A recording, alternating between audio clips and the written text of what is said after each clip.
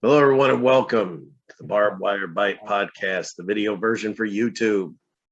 I'm here, and here is our host. He just popped up, Pitbull number one, Gary Wolf. Hey, how's it going, guys? Back at it again. So, are you ready for tonight? You know, everybody watching, this is Sunday. Tonight is All Out AEW. Yeah, I'm actually looking forward to it. I want to check out the matches. QT against the Big Show. I don't know how that's going to be. But I'm really looking forward to the Darby Allin and the CM Punk, because they're both faces. And to me, I've worked for promotions that I have wrestled babyface versus babyface, but I just want to see what the angle is and what they're trying to do for that match, you know? I always enjoyed heel versus heel. I remember when it was still Crockett that had WCW. The last big angle they did that I liked was when the Midnight Express finally had enough of the Four Horsemen and they were doing the tag matches, the two heel teams. And I really liked that. And then that's when the got bought out and everything. But that was the last heel angle I ever saw, and I really enjoyed that one. That was pretty good. Well, the heel match is more entertaining, you know what I mean? But then again, you know, the babyface is going to be more technician and technical, and you know, but unless one of them, it's just going to be that, or somebody's going to turn that tonight. You know what I'm saying? So that may be the big thing. One of them's going to turn. Punk's a natural heel, but no one's going to boo that guy. You're not going to boo him. It's especially in his hometown, Chicago, 7 years. Whoever he turned on, he's going to get cheered. So there's no way he'll flip. Maybe have Darby turn on Sting or something, or just do a run-in is what I'm kind of thinking. Maybe, which that's a shitty ending, but you know, have the old Dusty finish kind of thing going. Guess we'll have to see what happens. I didn't even think of Darby turning on Sting. That's a pretty good one. You know what I mean? Book. That's a good, yeah. You never know. Shit. And they're talking Daniel Bryan's going to be there too. Yeah, that's what I had heard. I can't believe that's letting such good talent workers leave. It blows my mind. And the more and more I hear about it and see it, and to me, my opinion, I think he wants to sell it. I think he's looking to get out. And if he's looking to get out, he'll always be on the board, of course, him and his family. So they're always going to be there. It's always going to be part of theirs. But I still think, my opinion, I know Disney's interested, Fox is interested, an oil type coon in Dubai, I heard, was interested. So, who knows, you know? Yeah, you always said, there's money funneling. He could be giving the cons money. I don't know.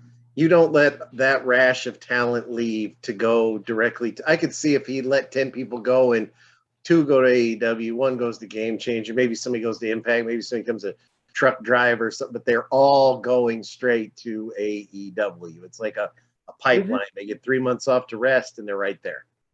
Isn't some of the guys, aren't they in Impact now? Some of the guys. They're talking Braun Strowman might go to Impact, which I ain't gonna lie to you. I don't like watching him, so he can go to Impact. I don't watch their show. Yeah. Well, you got to remember, some of these guys' salaries were super high at working for them. So. Yeah, I can't. They were paying, I think Strowman, he was getting $1 million a year, and I don't get it. He's flipping over cars, he's murdering people, then he gets in a match and he gets pinned. It was just, he was booked horribly. Yeah, and I'm not gonna lie, that's a problem that Vince and them have had forever. I don't know if I'm right or I'm wrong, but you know, when I was younger watching it, it was a totally different ball game. When Vince Sr. had it, he had me glued to that television. I mean, I couldn't wait for Saturday morning to see what's going to happen next, you know? Today, you don't feel that way. You're like, okay, I'm just going to watch wrestling. I'm not remembering what happened last week. I'm just going to watch this week. You Some know, of the stuff there's I just nothing read the bringing me results. there. Yeah, there's nothing bringing me to the show that I can't wait to see, you know, which they didn't tease me last week about. You know what I mean? So that's how I look at it. Now I got a question for you because you were friends. We've talked about before, close friends with Flyboy Rocco Rock and Johnny Grunge. Yeah. And you know they got the big WCW money, came back, but then what a lot of people forget, they did get hired, or they made it on TV with WWE. Bought the Acolytes. Bradshaw and Farouk beat the living shit out of them for real, and they never saw them again. Do you have any clue why they were even brought in for something like that? Back then, it was the Monday Night War. Was that the Monday Night Wars? It was like at the end of it. I think WWE already had it, they had clearly won by now. But yeah, it was when after they left the second time they went there, had that one Raw match. They got stiffed the whole match, and then they were gone. I think they went back to WCW.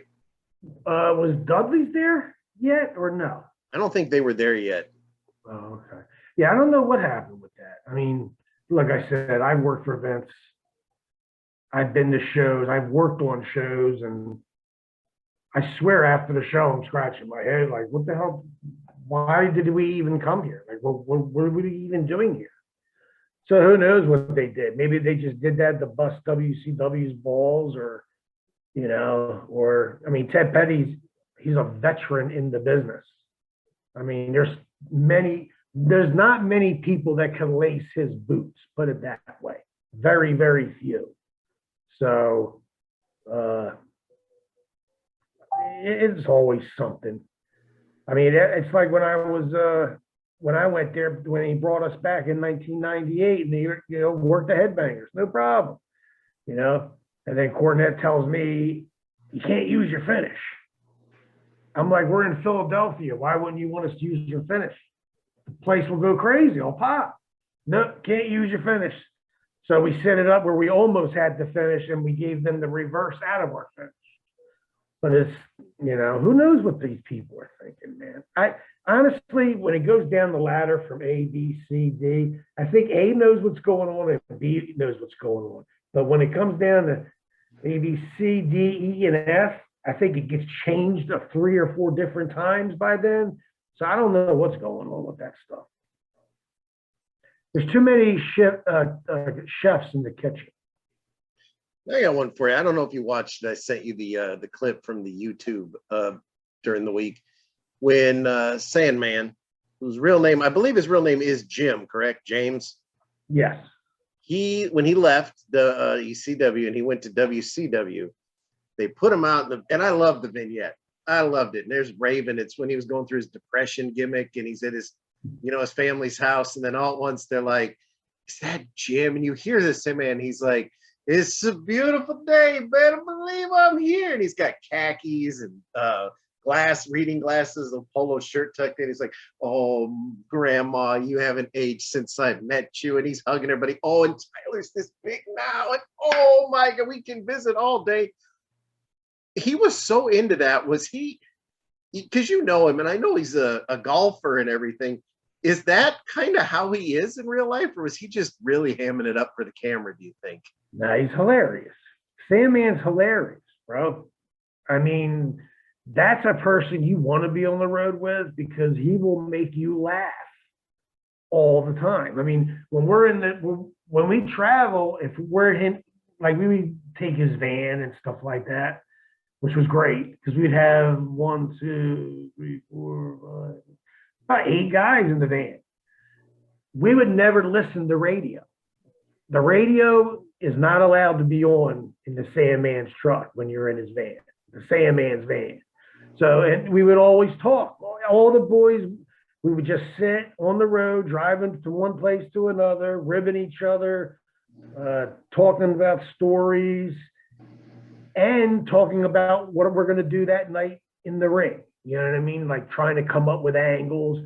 I mean, we're driving down the turnpike and we're just coming up with angles, you know, and that's how we did it. You know, when you got guys with minds like Rick Rude, Matt Bourne, Sandman, Rob Van Dam, Sabu, Fonzie, Todd Gordon, all these guys in this one van, because we love to travel together.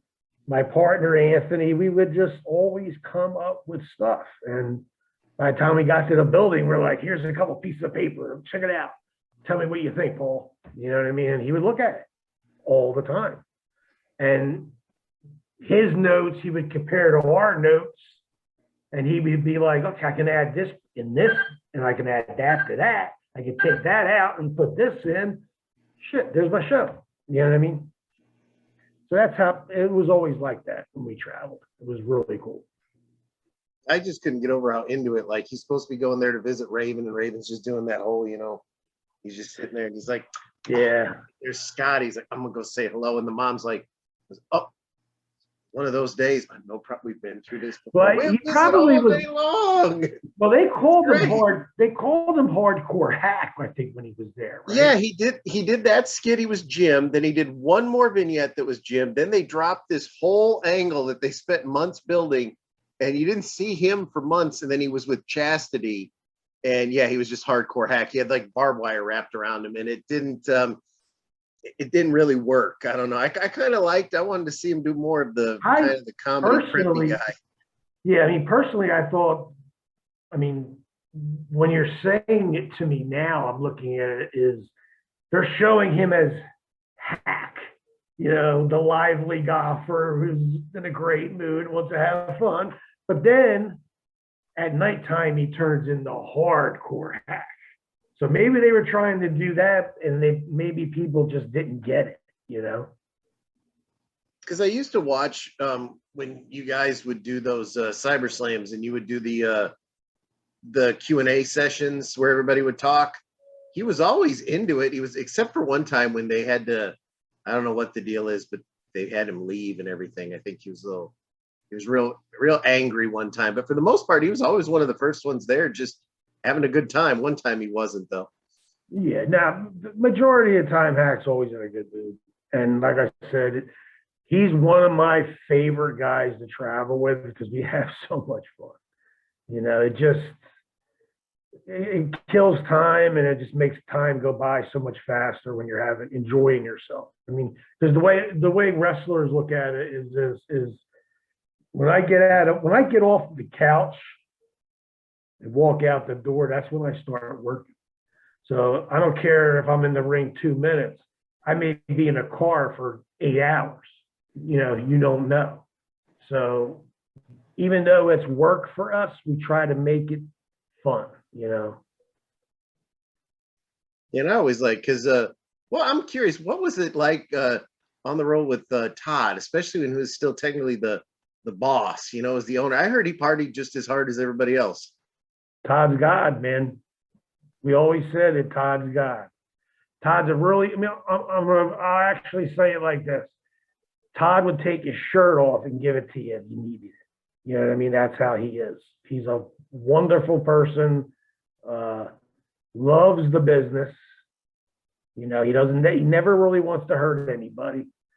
But he'll do whatever he has to do to help you. And when it comes to the business, I mean, for somebody who didn't really know much about the business, and then he got into it when ECW wasn't even ECWA, it was Tri-State Wrestling Alliance, him and Joel Goodhart. They, you know, they just winged it. And then as he got smarter and smarter and smarter, I mean, this guy went from putting independent shows on to later on having Ric Flair, Abdul the Butcher, Terry Funk, you know, Jimmy Superfly Snuka, you name it, he was on their Todd Gordon show. So he was a great friend of mine. I stayed close with him, me and my partner. Actually, him and Dennis Carluzzo, besides Larry Sharp, were the first promoters that we actually started working for when we graduated the Monster Factory, you know, because we were just local guys. and he liked our gimmick, you know, just like, you know, Dennis Corluzzo, he liked our gimmick. And Did you get along good with Did you get along good with Corluzzo? Oh, absolutely, yeah, hell yeah. Dennis is cool, man. How did you feel then? How'd you feel then about when the double cross when Shane threw the belt down? I didn't even know they were going to do that. I was sitting in the back, and you got to remember, I just started back with ECW then. Okay, so I was back a few months, I would say. I don't know, what year was that? Was that 93, 94? Yeah, it had to be 93 because it was when I've always looked at it like it don't matter if it makes for good TV. Fucking somebody over, screwing them over is a bad thing to do. So, you know, Yeah. screw job's a screw job. All I know is I was in the back. Dennis was in the back.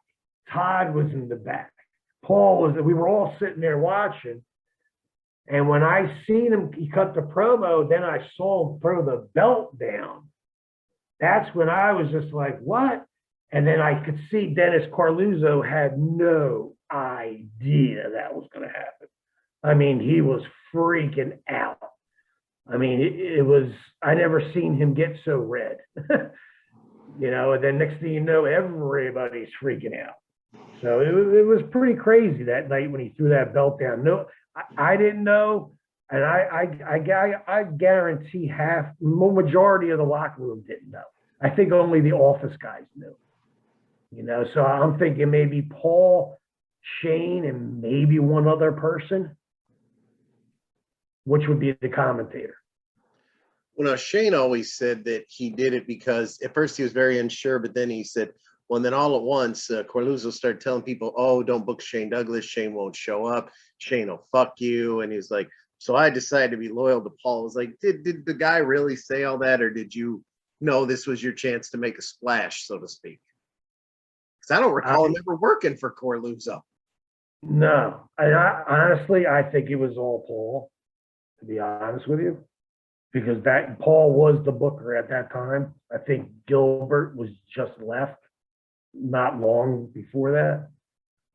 So yeah, because I wasn't I just got back. You know, I was in Japan and I had stopped working for ECW for a while it was Tri-State, then it became Eastern. So I stopped working for Eastern for a little while because I was going to Japan. Sit down. So when I figured, you know, then, you know, once I got healed up after Japan and saw them on TV, I was like, holy shit, let me give them a call, you know, get back to work. You know, I'm healed up better. Called them up. They told me to come in and it was cool. But like I said, I was just maybe there. I'm thinking maybe 3 or 4 months before that happened. And I was in shock. Like they stunned everybody. And I think that's what they wanted to do. And it did get over. So, I mean, it nearly gave Dennis a heart attack, put it that way. Because I know when Cornette, which I always thought was stupid. I'm not gonna lie to you. When Lawler showed up at ECW, I thought it was fucking stupid. When Cornette showed up at ECW, I thought it was fucking stupid. In my opinion, I thought it served nothing. But I know Cornette had always said the only way he would show up, other than the payday, was Heyman had to apologize to Corluzzo, and he said the apology was like outside in a limo for like 20 seconds long, and then Heyman went in and buried him or something like that. But I just remember the bringing in the WWF guys. I thought it was kind of dumb. That was my opinion. Did a lot of you guys think that? Well, that's when we all started thinking, why are we bringing WWF guys in when we're going against them? Like we all were thinking that. Because when Doug Furness and LaFont came in, you know, we were working them, you know, and they were from WWF. And I'm thinking to myself, how do they not know how to use these two guys? I mean, unbelievable tag team. A1, man. I mean, they could hold the belt anywhere.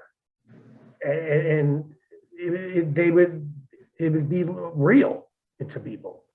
So that's when we all started talking like, why is, you know, Jerry Lawler here? Why is this person here? I mean, I remember being in Florida and Scott Hall came to the building, and I remember Shane Douglas threw him out. You know, he came walking in. the big money man, you know, acting all bad and thinking, you know, nobody's going to do nothing. He had no idea what we were like. You know, when he came in, when he walked, he stepped 1 foot in that locker room and he had to feel the heat like hit him, you know. I mean, it was immediate where Shane must have had a lot of bad feelings toward him about something. I don't even know what it was, but I just remember Shane's like, get the fuck out and don't turn around because you're going to get an ass kicking if you do. And that's all there is to it, you know. And we had a packed house, you know. It's like you got you have your fame, you know what I mean? Why are you here trying to take ours or trying to take our, you know, energy that we're giving the fans? They don't want to see you. They came here to see us, you know. He also had heat with Bigelow and Candido too, didn't he, Hall? So he had a lot of people after him. Yeah, I think so. Like I said, that day he would have got an ass whooping, bro, if he would have just stuck around. You know, and that's just those guys. I mean, you're not even talking about half the other locker room that's there, you know, that were pretty much all insane. So it was I was actually surprised about that, you know. Paul is he's Justin's friend, right? Aren't they close, him and Justin Credible? I'm sure they are. Yeah, they might. Yeah, I don't see why wouldn't they. You know, I know. Well, let's see. Well, Justin, he's up in Connecticut area anyway, isn't he? I think so. Because he was, I mean, he had a long run with WWE. He was friends with all them guys. Dude, you got to remember, Justin was there when he was 18 or 17 years old, under a hood. Yeah, he was PJ Walker, then Aldo Montoya. Then he was another one though. They never did much with him, but he's actually really talented. When he came to ECW, he had good matches. They did a lot of stuff with him. They just changed his gimmick so many times, and it took him that long to figure out just incredible. You know, ECW, Paul Heyman figured out the gimmick. Now, with all the people that worked at Vince, you're telling me they couldn't have done that? You know? So that tells me I would do some rehiring if I were them. You know, just like they let Aleister Black left. You know what I mean? They're letting people go that are so talented and have great gimmicks. And I can see them getting rid of somebody, you know, if they can't wrestle worth shit, but they'll keep them if they have a great gimmick. You know what I mean? Or if they have a great gimmick, you know, yeah, you could stay here. You suck as a wrestler, but your gimmick is so over. You know what I'm saying? That's how it is over there. You need that. I mean, if you think about it, the three biggest money makers in wrestling. I mean, you had The Rock, and that, you know, those Hogan. Austin, Rock, Hogan. That was it. The eyebrow, the cup, the finger. They didn't exactly. Austin, when he was younger, used to bust his ass there. I mean, they could all wrestle. Hogan, I always thought, could actually wrestle better than he was given credit for, but it was that one gimmick that got him all. Well, Foley, we've said, you know, murders himself. He gets a sock. You know, I mean, sometimes the strangest gimmick will make Al Snow one of the greatest wrestlers ever. All I needed was a head. You know, I mean, it's funny how that works, man. And like I said, ECW got that over. I mean, we were at a show, I remember, and they were really pushing. They actually sold or gave out all heads. So everybody had the styrofoam heads. I couldn't believe it that night, man. I was looking at the monitor when he came out, and he's like, I want some head, or whatever the gimmick was. Everybody had a head in their hand and they were just waving it. It was pretty cool. I really thought that was awesome. That was awesome. I liked when all the heads at the pay-per-view filled the ring, and it was Candido. You know, he goes to kick the head and he falls, and I mean, he's selling it. A head hit him, and it's like he got shot in the head. And he was selling the head so good. Yeah. Chris is hilarious. He's funny, man. Chris is so funny. He was always funny. He always made me laugh, put it that way. He seemed like he was just so naturally gifted. If it's just a fan watching, you could tell, and I was watching his matches, I could tell this guy's not even trying. You know, he's just having a good time. He was just so gifted in that sense. Yeah, his grandfather, I think he's second generation, because I met his grandfather when I was at the Monster Factory, because he was there when I was there. And his grandfather was the same way. Like, he had this look to him and vibe to him that he didn't have to say something. He could just look at you and you knew what he was going to say. You know what I mean? Like Chris, you could just look at his eyes and you know you're going to start laughing because you know he's going to say something that's going to crack you up. You know, and that's just how he was. When he came into ECW, do you think if he would have came in by himself without his lady manager, do you think he would have been there longer? As far as working for ECW? Yeah, because didn't the heat from him come because of Sonny? I mean, I can say her name. I really don't know that. I'm not going to speculate and say yes or no because I don't know. My personal opinion, if I was him, I would have left her home. But that's just my opinion. I mean, I wouldn't want my wife or girlfriend in a locker room with a bunch of wrestlers. That's just me. You know what I'm saying? So, and then obviously we all know that's something that he should not have done under the circumstances that he was on, you know? Because I loved the kid, man. I loved him. He was like my brother from New Jersey. Came out of the same place, you know, and to see him get treated like that and just makes me sad. I'm going to ask you, I read because I told everybody I'd ask you on last week's show. There was an article, so it's not slander. It's an article that you can find on the Sportster.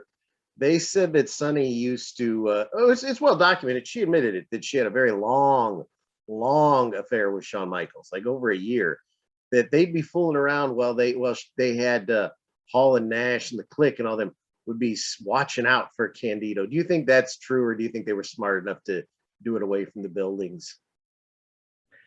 No, they did it right there in the building. I heard when Chris was in the ring fucking wrestling, she was in Shawn Michaels' locker room. So, I mean, among other stories. So there's a lot of stories out there. And the sad thing is most of them seem to be true. She admits it. That's what makes it sad. You know what I mean? It's not like she even denies it. She admits it.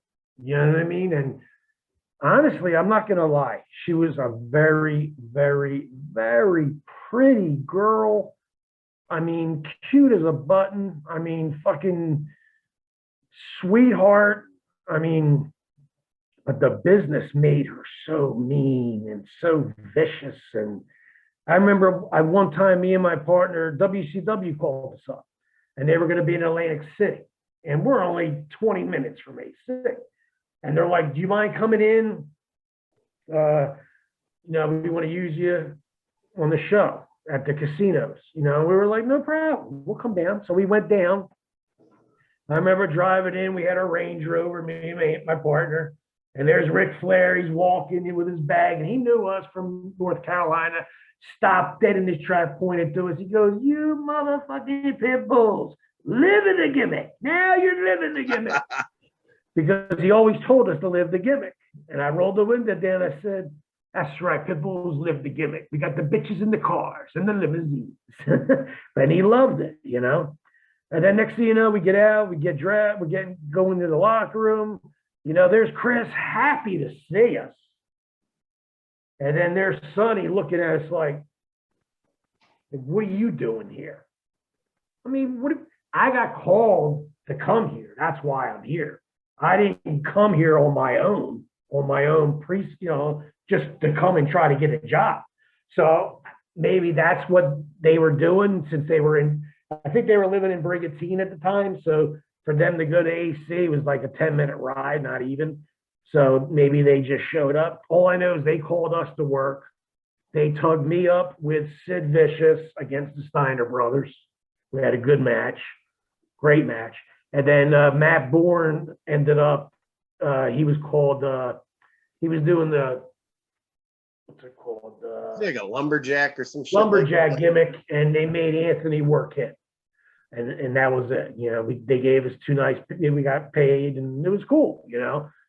And I was appreciative to it. But like I said, I don't think, I go way back with Sonny, man, from the Monster Factory. And I don't know what it is, but I think she knows that I know. And I would never say anything to Chris because it's not my business. But I looked at her as like, to me, you're fucking sickening. Like, I can't believe you would do that to him, you know, after he's so good to you, you know. And she always wants attention. She's a drama queen. You know, I just heard they just gave her, what, a CAC award? Yeah. They inducted her into the Hall of Fame. She just got out of fucking jail. She just got out of fucking jail. Okay? And you're going to give her a fucking ring or whatever the fuck they gave her? Didn't she spawn her WWE Hall of Fame ring? I remember reading that. I don't know if it's I'm true. sure she did. She probably did. I would have never did, but even if I needed the money, I wouldn't have done that. She's insane. She did. And if she really wants, and if any time she ever wanted to get down and dirty and talk crap, I know girls that were in jail with her that know a ton of fucking shit that told me. So, like I said, don't get in a fucking war with me, man, because there's no way she will win that war. There's no way. Only I can say, I hope, you know, because she had a lot of well-documented problems. Now that she's served time in jail, I hope that she stays out of jail. I hope she stays clean. I wish her nothing but luck there. Yeah, I mean, I'm not gonna lie. She's looking a lot healthier. You know what I'm saying? I mean, she was going through something. Hey, we all go through something. You know, so I'm not saying I'm perfect or you're perfect, but you know, she's far from perfect, but it's just some of the things that she got in trouble for is just common sense. I mean, come on. Why are you driving if you're under the influence and you're going to go to jail if they pull you over? You know what I mean? She put herself in more harm than, I mean, she can't blame anybody but herself, you know? But lately, like I said, I've been seeing her getting around and she's getting bookings, and sometimes that kind of shit just pisses me off. I don't know if it's jealousy, but it's, you know, you just got out of fucking jail. You know what I mean? Like, already you want people to forgive you. There's a lot of forgiveness that's got to get out there. She's got to apologize for a lot of shit. I couldn't tell you how many signings I've been to where she was at, and there was always a problem. It's either her having a problem with somebody else or her having a seizure and causing a commotion. And, you know, it's like, seems like everything has to be around her when she's there, you know? So maybe that changed. And I can tell you from experience, jail could do that to you, change you and make you a better person. So I'm hoping that's what she becomes, a better person, because she did hurt a lot of people in her life, a lot of people. And when we were talking about her and you said people have problems, did you follow the Daphne drama? It was tragedy, actually, is what it ended up turning out. I don't really, like, I met her once or twice. I really didn't know her. Like, I knew her through Francine, because Francine was very close with her. Also, she managed Crowbar, and I've always been friends with him, and I really didn't know her that well. So I had heard she had some mental problems, but I don't really know. You know what I mean? To me, I'm sad because another wrestler dies.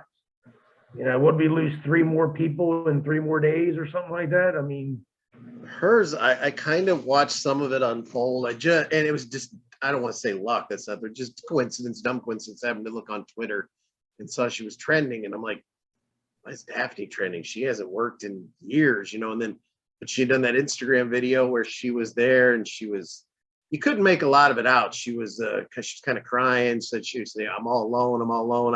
I'm going to be here. My brain's going to be in Boston. And, you know, as she's saying, she's like, oh, and Where you was don't know. She was in her house, you know, and then she all at once, you know, she's got a phone, but she's got a pistol in her hand now, and she's saying she's alone. It's like, okay, well, we know where this is going. Now, the only thing I got kind of mad, and I hope I don't get any heat for this, you had every wrestler, you had from Mick Foley, you know, the top of the tier, to maybe a guy like, I don't know, Jimmy the Can or something that just works tickets at a door somewhere, all in between, just tweeting like crazy. Oh my God, I hope she's okay. I'm trying to call her. Can somebody do a welfare check? It's like, here's where I was getting mad. Number one, if you're doing a live stream and you're crying and you're freaking out and you got a gun in your hand, you're going to fucking kill yourself. You've thought this through. But two, why are you tweeting? Why are you not, hello, 911? This is the girl's phone number that I know. Can you please trace it and do a check on her? That's what I was starting to get annoyed. It's like, why are these people tweeting? Why aren't they? You know, maybe they were, I don't know, but it was just seemed like, and it went on through the night. Then you found out the next day that they found her dead from a gunshot wound. Oh, so that's what the final thing was, a gunshot? That Daphne.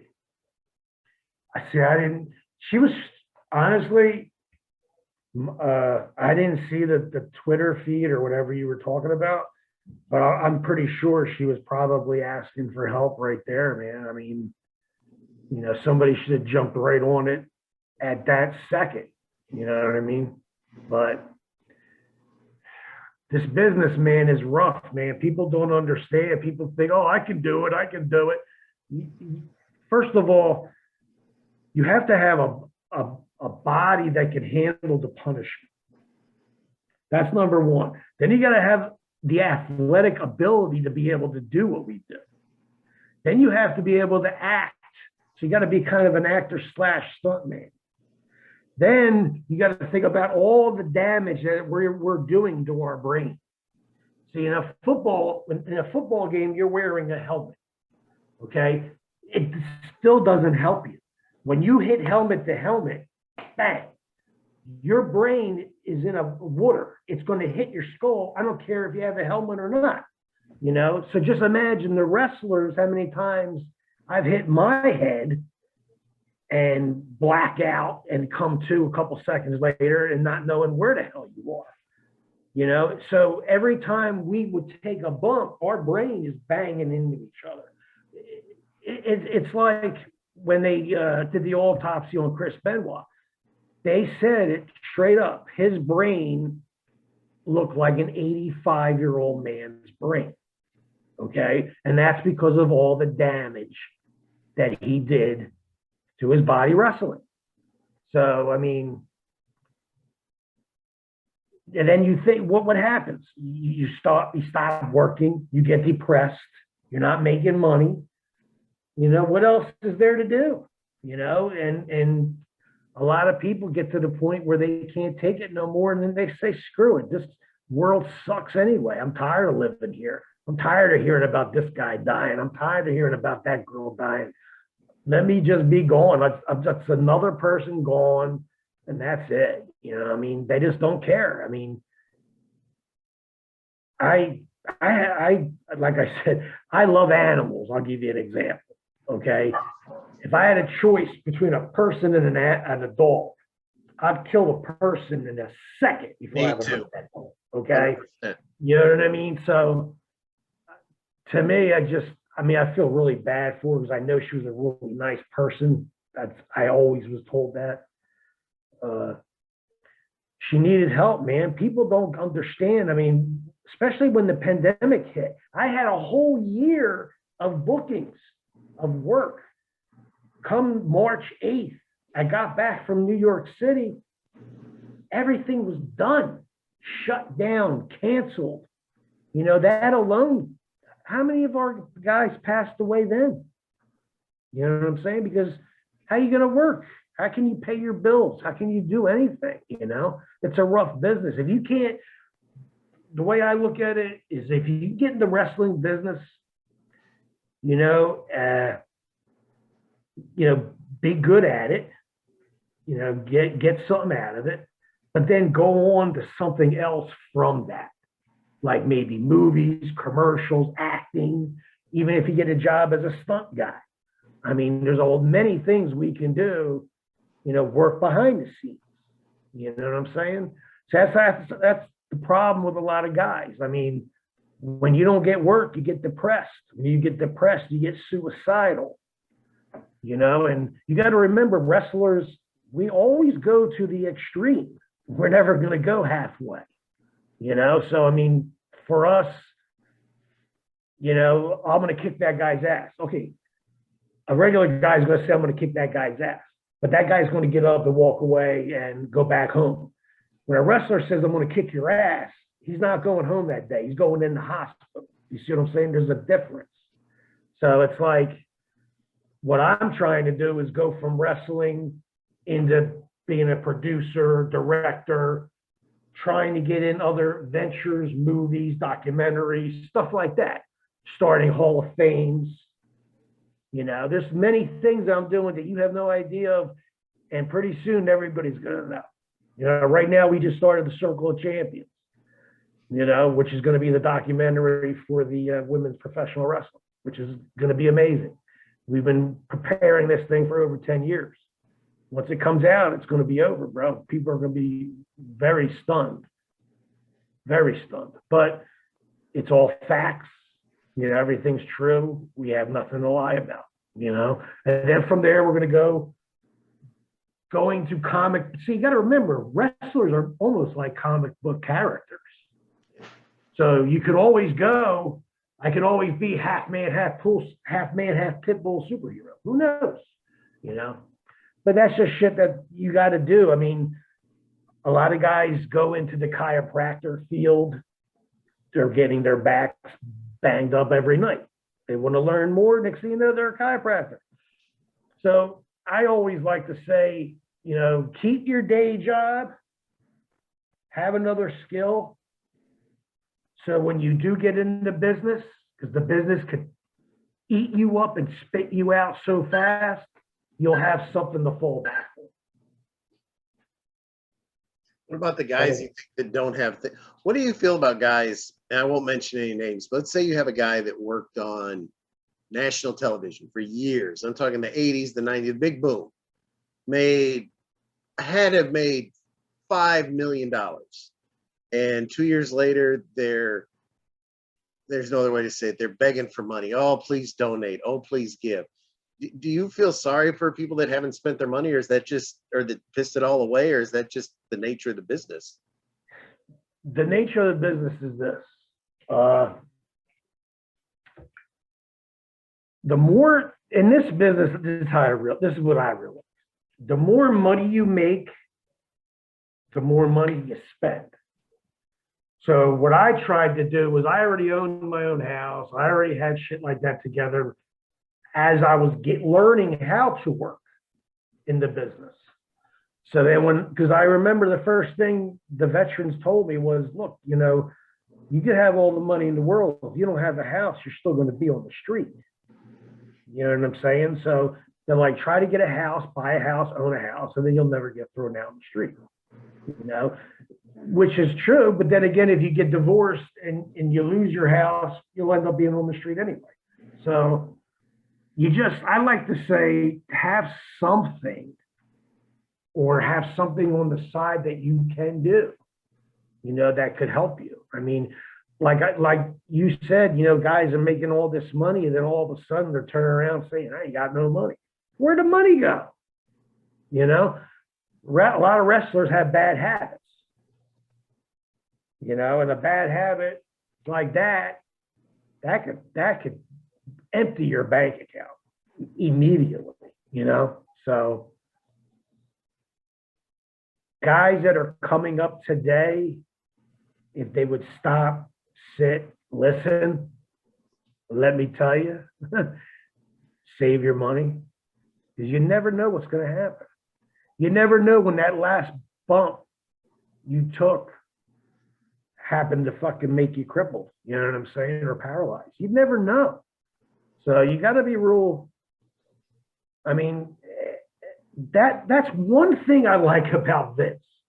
He has you on the road so much that every check that he sends you every month goes in your bank account. You can't touch it because you're literally on the road working. And he feeds you most of the time when you're on the road anyway. So it's, you know what I mean? So that's a good thing. I mean, I can go on the road for 3 years right now, be done, and I wouldn't have to lift a finger for the rest of my life. You know what I'm saying? On a lighter note, let me ask you before you have to go.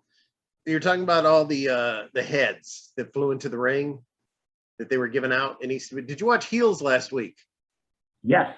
When they were all pelting him with the Kleenex, and you come to find out, you get to Stephen Amell, like he's got the Kleenex in his hand, and he just need a little push like that, like it was planted.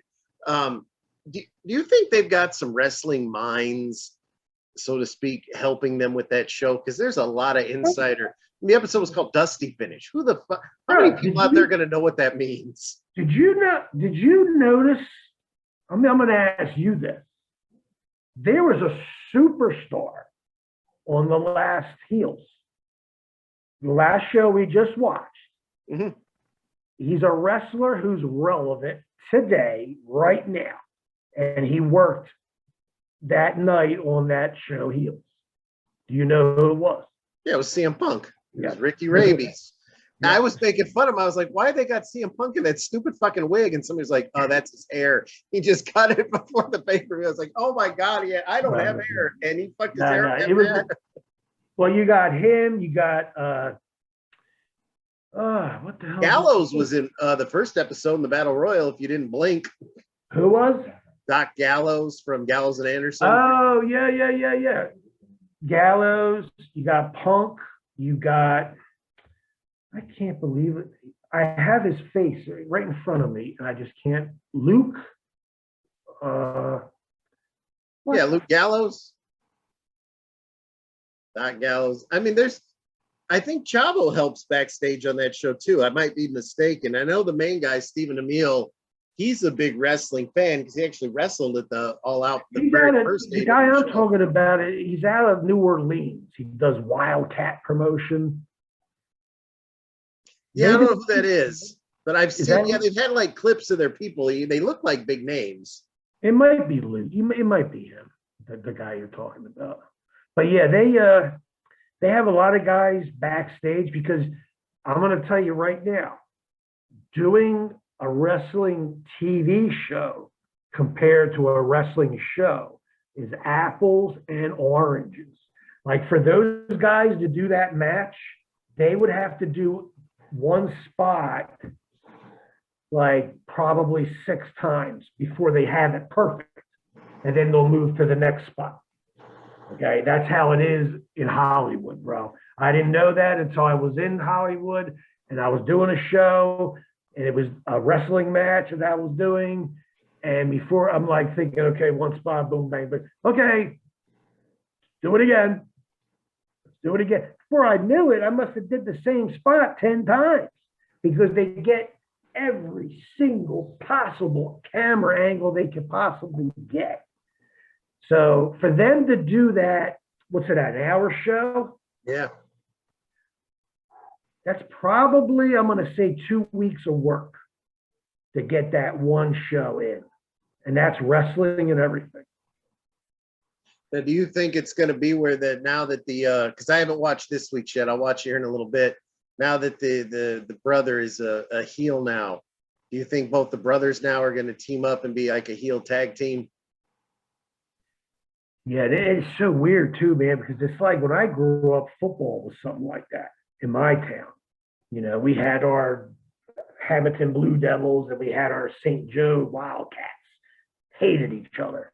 You know, Thanksgiving was like the whole town was there just to watch just one game to see who wins.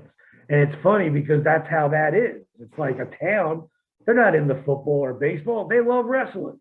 And it's pretty freaking cool. You know what I mean? Especially if something like that would happen nowadays, man, those guys would be blessed.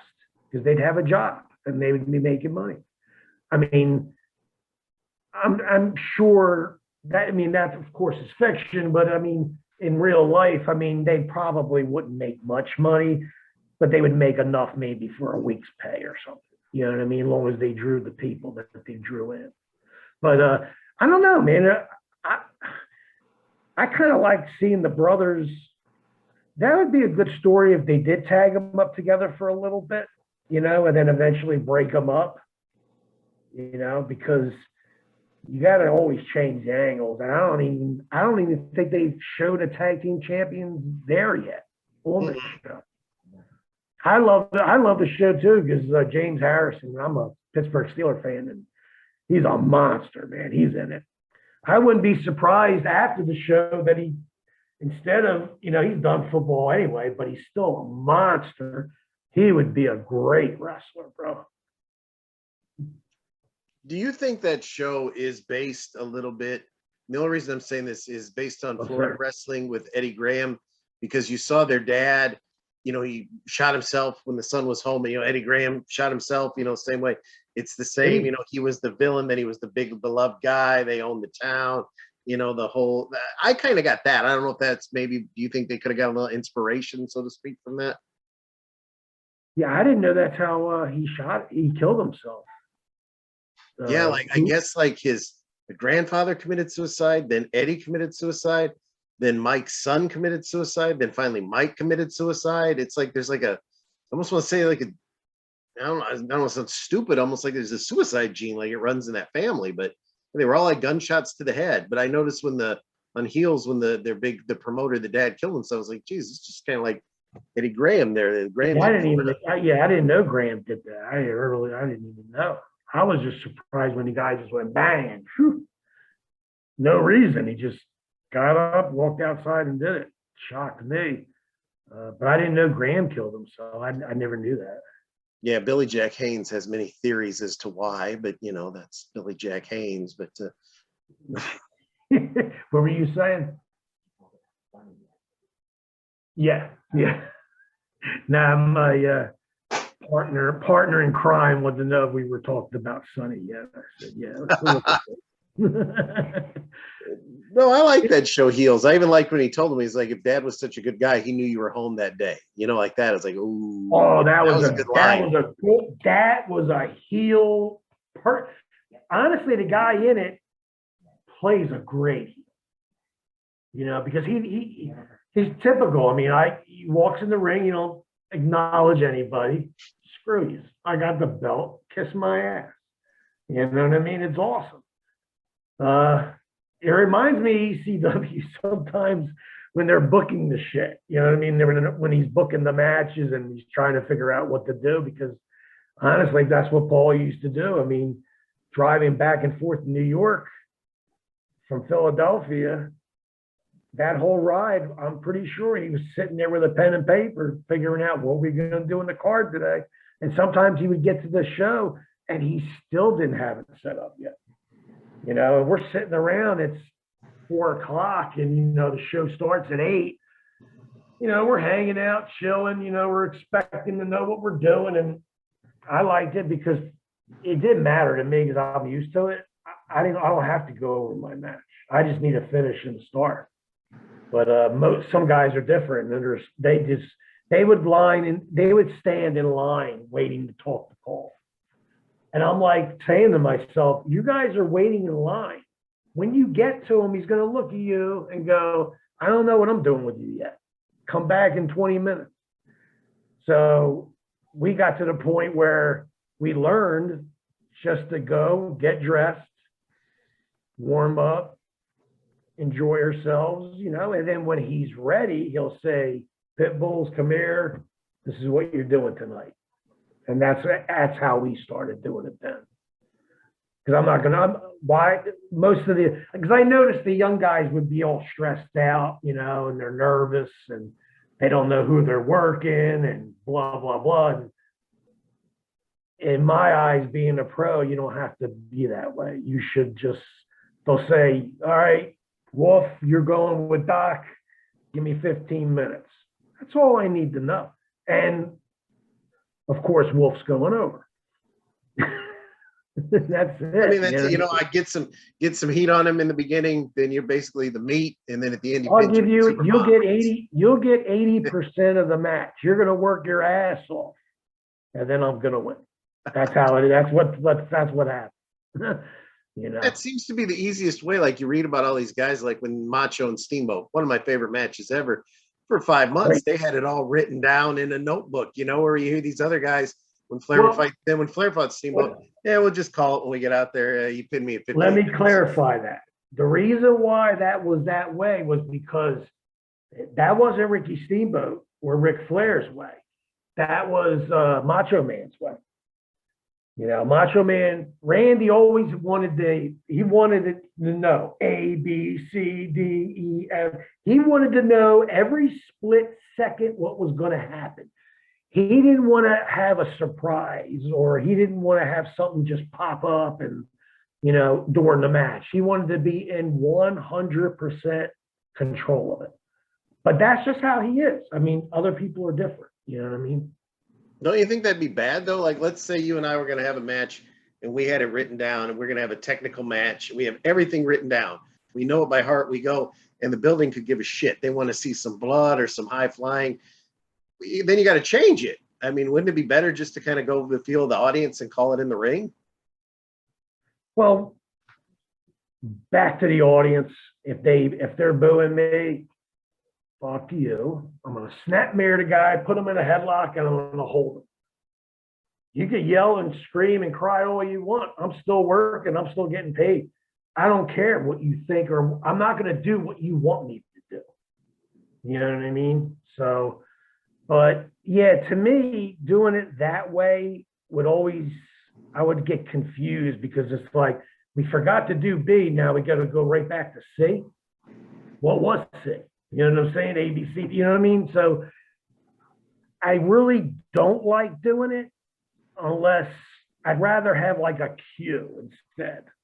I don't know if you know what that means, but a cue, like instead of saying tackle, drop down, hip toss, I would say around the world.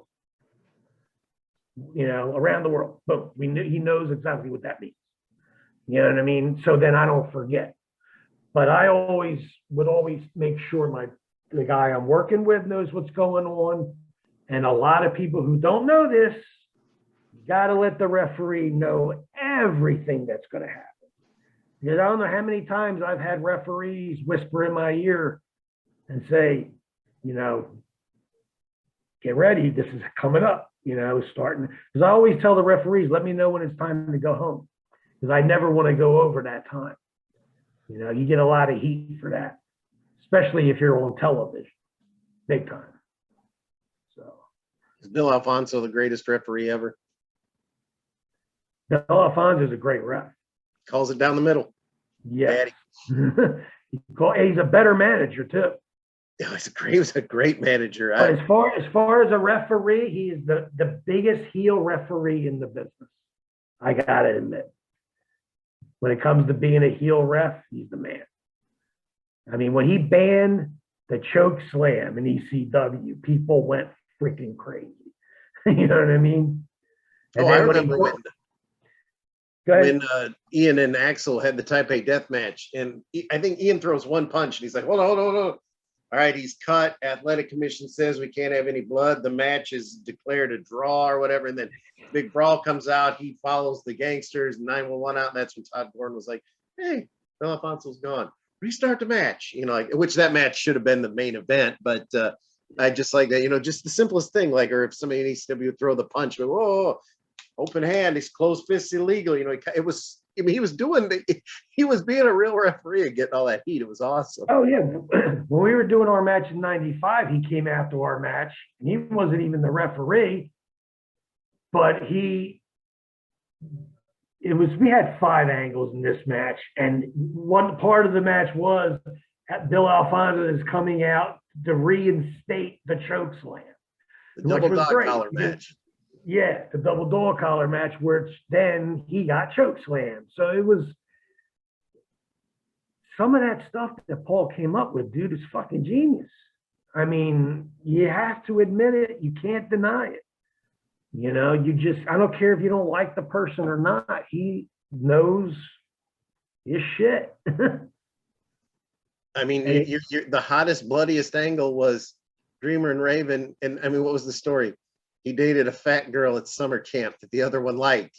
That was it. You know, I mean, that was the whole backstory. Yeah, we went to camp together. It wasn't but even an that angle. It I was a don't know if that sentence. was I don't know if that was Paul's. I think that was Raven. Raven is another guy that, dude, he's a genius when it comes to storyline. And that thing had what about that was an umbrella. I mean, there were so many things that came out of that. It was just everybody got involved in it. The whole company. It was amazing. Everybody, the way it seemed, it was like a pot of soup. You know what I mean? Just keep putting things in it, and eventually we became one big thing. You know what I mean?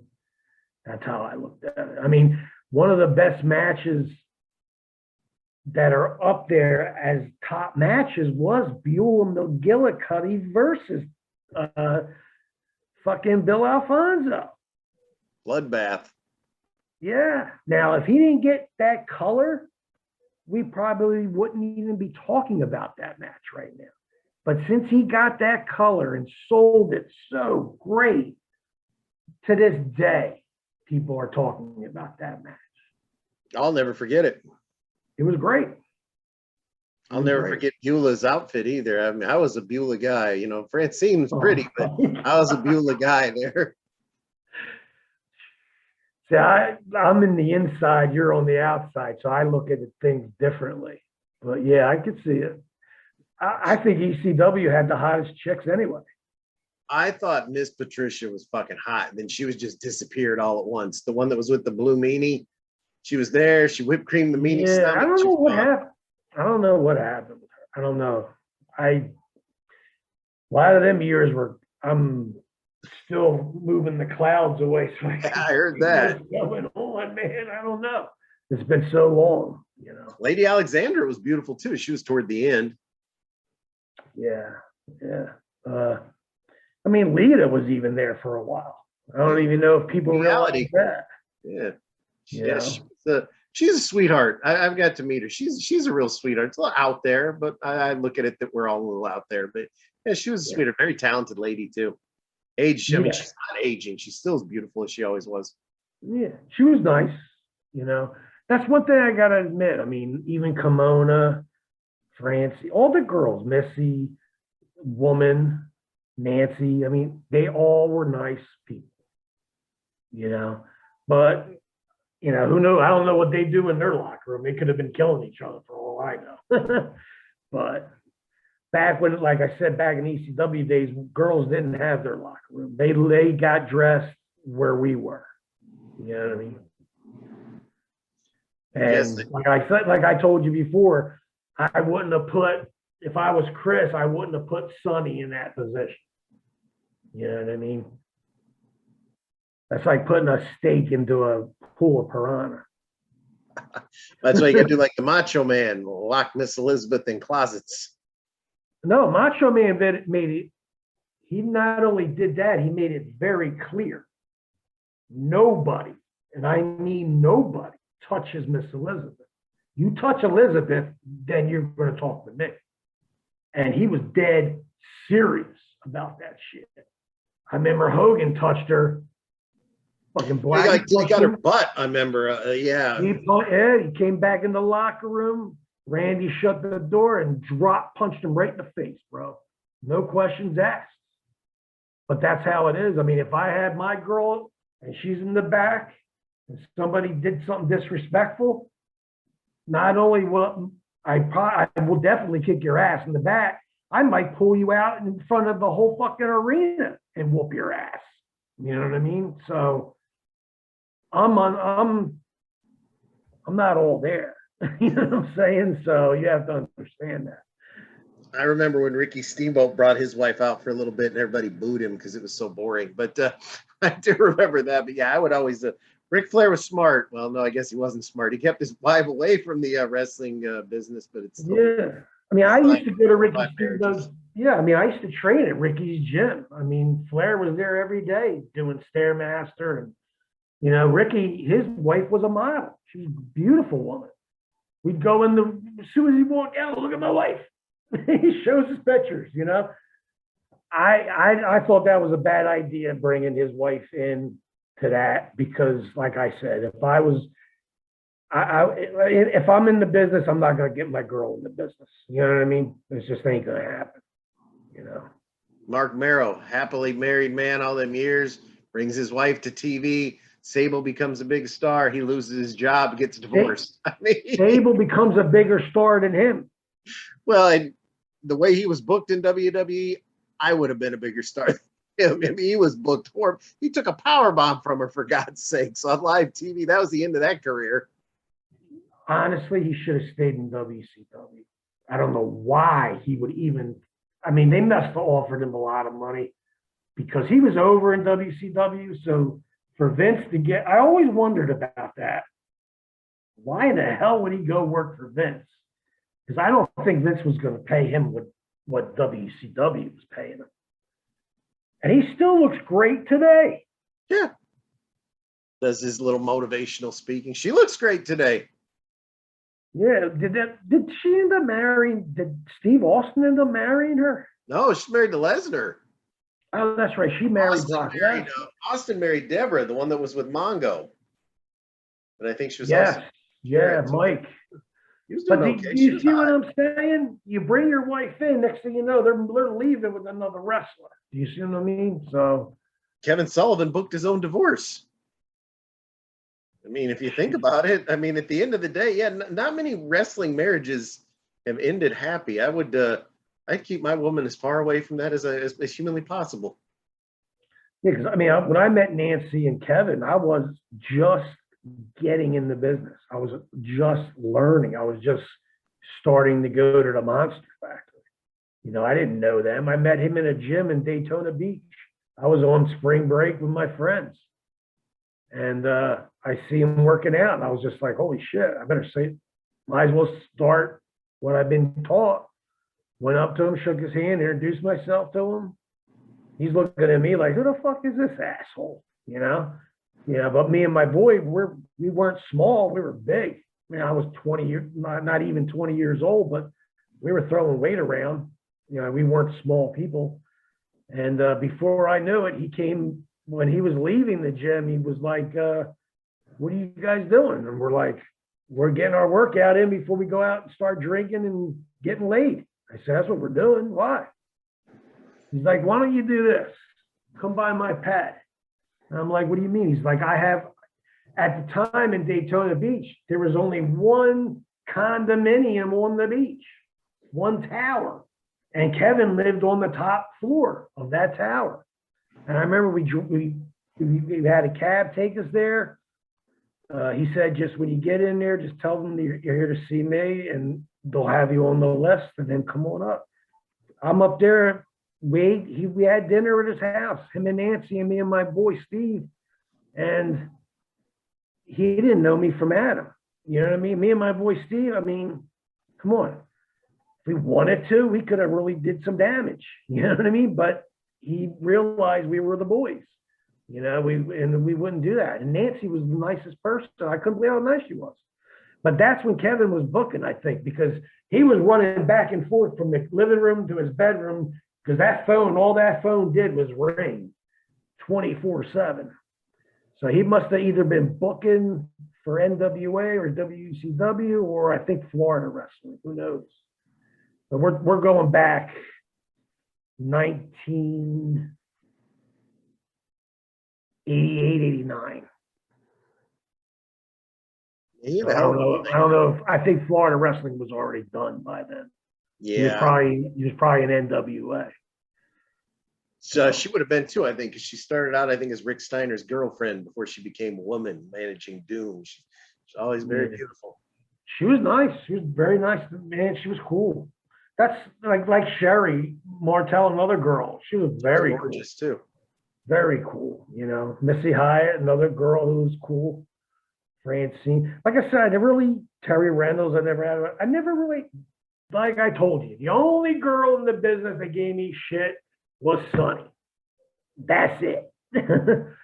So, and like you said, it just amazes me that, you know, you got people sitting home that've been sitting home due to COVID. They can't get any work. And then she gets out of jail and right away, all these marks. I got a book, Sonny. Get the hell out of here. Sonny back in the day? Yeah. Sonny today? Nah, not happening. Well, I guess with that, I know you got some stuff to do. You know, thanks for another episode. Hopefully everybody will like this. Hopefully we get some more subscribers. You know, Yeah. join us next week. Got a lot more topics to cover. Never ending stream of topics. Just keeps adding up. It's all good though. All good. Good news coming. Good news coming.